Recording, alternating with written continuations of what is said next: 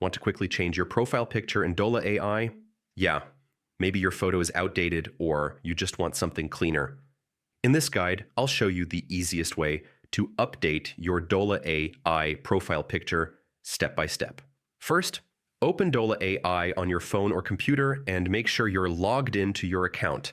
Next, tap or click your profile icon. It's usually in the top corner of the screen. From the menu that appears, choose Profile, Account, or Settings.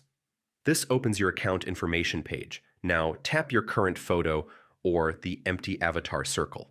This brings up the option to upload a new picture. Choose a photo from your device. Pick something clear and well lit so it looks good in chats and account screens. If Dola AI gives you a crop tool, adjust the image so your face or logo is centered. Then tap Save or Confirm. After saving, your new picture should appear instantly. Check your profile or chat view to confirm the update. If the picture doesn't update, refresh the page or reopen the app. You can also try uploading a smaller JPG or PNG image. And that's it. Open your profile, tap your picture, upload a new image, adjust it, and save. In less than a minute, your Dola AI profile will look fresh and updated.